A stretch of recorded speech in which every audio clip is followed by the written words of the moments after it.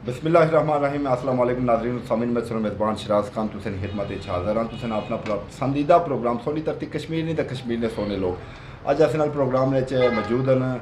सबका उम्मीदवार हल्का एल3 कानून साज असैम्बली राजा नईब साहब से प्रोग्राम में खुशामदीद आखने हाँ। एक वाकया कल रोनमा होया सी, सब तो पहले उस जनाजे दी जड़ा ना झलकियां वाले पासे चलने हाँ, फिर तुसें नाल दोबारा प्रोग्राम में चाहने हाँ।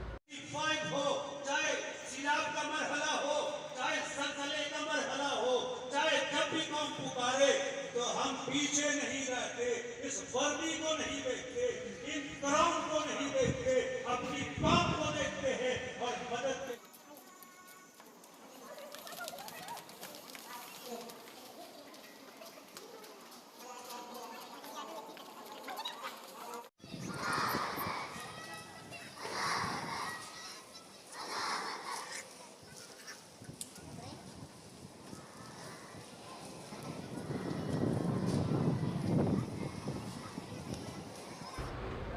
जी नाज़रीन तुसें एक बारी प्रोग्राम में खुशामदीद आखने राज साहब तुसें प्रोग्राम में वेलकम आखने कल जड़ा वाकया रोनमा होया है ठीक हो गया, इसने पर ज़रा रोशनी पाओ, इसने कसूरवार किसकी तस्लीम कर रहे हो, कौन है कसूरवार? बिस्मिल्लाहिर्रहमानिर्रहीम। शराज साहब मैं तुसा अदराक चैनल ने सारे दोस्तों का बहुत शुक्रिया अदा करना जी कि एक बड़ा संजीदा सीरियस इशू है जिसने हवाले ना तुम अज डिस्कस करने का मौका दिता है। तो मेरा ख्याल है कि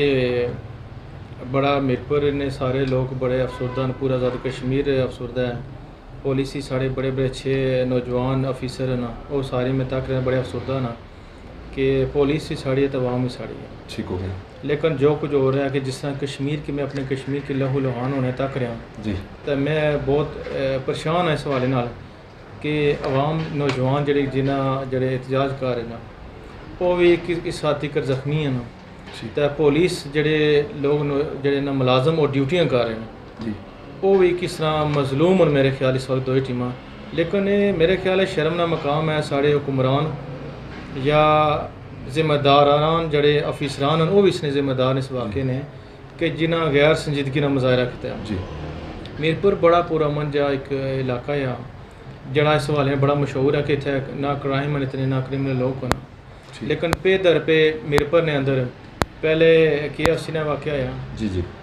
उस विच बेशुमार बेगुनाह बंदे डके गए, बच्चे पहले डके गए फिर छोड़े भी गए ना जी। तो अज पकड़ दकड़ जारी है क्योंकि क्रिमिनल लोग ने सन KFC जी। तो अज उन्होंने लोगों पर बच्चे नौजवान 17-18 साल भी कोई डके ना और इस तरह कोई जो नौजवान है ना कि जिन्होंने क्रिमिनल रिकॉर्ड ही नहीं है। अगर अज उन्होंने पर अस दहशत गर्दी ने लाने ना दफा लासांगे उन्होंने की रिक्या है वो बाहर किस जा सन क्योंकि ज़्यादा साढ़े लोग फाइनैंशियल जो मामलात हैं वो इंग्लैंड तो हो रहे हैं, परदेसी जाके दुबई जा रहे हैं या दीगर कंट्री जा रहे हैं जी। क्योंकि आज़ाद कश्मीर अंदर साढ़े हुक्मराना ने नालायकी क्यों या फिर असा उस तरह अपने लोगों की सहूलत ना दे सके जिसने वजह लोगों ना कारोबार करें ना कोई फैक्ट्रियाँ ना कारखाने ना जिस तरह लाहौर गुजरा वाला उत्थे फैक्ट्रियाँ कारखाने सियालकोट लोगों की इतना रोज़गार है जी। लेकिन इतने सवाए नौकरियां तो अलावा लोगों को और कोई सैकंड ऑप्शन ही कोई जी। तो इस वजह लोग मजबूर होकर तालीम हासिल करके ज़्यादा लोग परदेसी चले जाने बाहर मुल्क चले जाने शादियाँ करी एजुकेशन जी जी। तो असन जितनी करीम होनी है खसूसी तौर पर नौजवान जो करीम जिसकी आने ना सही जो पढ़े लिखे लोग न इंटैलीजेंट्स वो सारे जड़े ना बाहर चले जाने बिल्कुल सही। तो पिछे लोगों ने ये छोटा मोटा कारोबार निज़ाम चल के वो बैरोने सरमाकारी वजह लोग इतना अपना गुजर बसर करें। अच्छा तुसें अपनी मैं माजरत नाल एक गल करसा कि अदनान क्रैशी एक बहुत ही शरीफ और सही प्रोफैशनल अपना वाले नाल अपनी ड्यूटी कर रहे सी कि जिसने वजह ना मेरा ख्याल है कि आने के पॉलिसी इस बंदे नहीं होने बहुत शरीफ बंदा इसकी नहीं होना चाहिए। मेरे ख्याल इस अदारे पुलिस ने अंदर होने ऐसे लोग चाहिए ना जिन्हें कि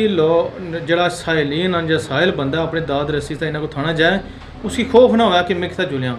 ये ना कि मेरी जी इज्जतदार बंदा मुश्किल हो जाना फिर थाने जाना पुलिस ने खौफ ना ली। लेकिन ऐसा बंदा सी कि जड़ा बंदा भी थाने इसकी नज़र आवा अपने इलाके ना बुजुर्ग है कोई बंदा जरा सो जाना सी उसने जरूर पूछना सी क्या आया क्यों इधर आयो क्यों आयो तो उसने जी जायज़ हेल्प होनी सी करना सी तो इसकी दयानतदारी ना पूरा जितने इसने पूरा डिपार्टमेंट इलाके ने इस शहर ने और बंदा जरा इसने मिले है ना अदनान कुरैशी साहब अल्लाह शहीद न वैसे ही बख्शिन अल्लाह ताला दी तरफों